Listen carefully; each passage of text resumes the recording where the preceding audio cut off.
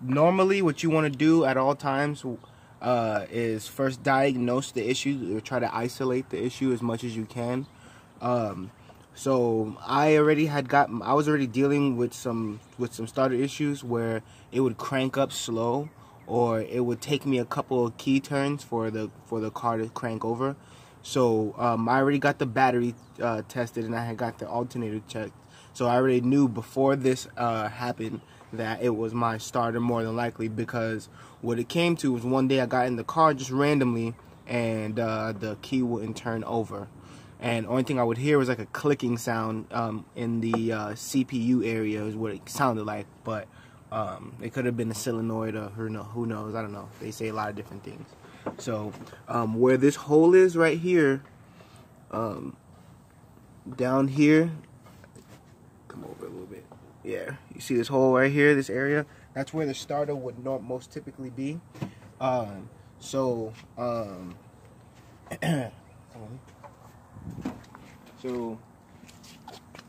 what I did was, the starter, I first took off the bottom bolt, and then once I got off the bottom bolt, I had to slide off the top bolt, which is screwed down actually with a nut. So it's actually one bolt and a nut.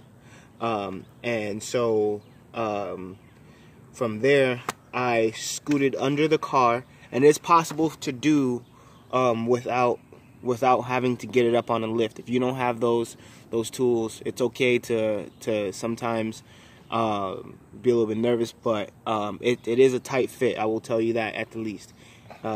So I got it done with just a ratchet and some extenders. It would have been better if I had a longer ratchet. It would have been better if I had a longer extender, but I had two extenders and just this ratchet. And I got the job done satisfactorily. So I will just say this: it's not hard to do. So I don't really need to put up like a big, step-by-step video. Okay, where if you can't look at this and identify it and get it over with, then maybe you should take it into a garage. But it's literally two bolts. Okay. The first bolt was located under it, which is the first one I took off, and then there was the one on top. Now, under the car, there's gonna be like a support that helps, I guess, keep the screw down, or some sort of washer thing. And it's kind of hard, but if you just pull down on those fluid lines and slide the starter forward, it'll come right out. It'll pop right out. But that's the only issue I really had. So it kind of looks like this under the car. So I first unscrewed this one. Once I unscrewed this one, I came from around the side and I unscrewed this one, which was just the bolt. The bolt was sitting, the nut was sitting on the bolt, like the starter was sitting all together like this. And there's I would identify it like a washer, but it's clamped on to the fluid line sometimes. I don't know if it'll have it on your Durango or your vehicle, but it's there, and it's a nuisance. It's annoying. But once I took off the bolt from here, I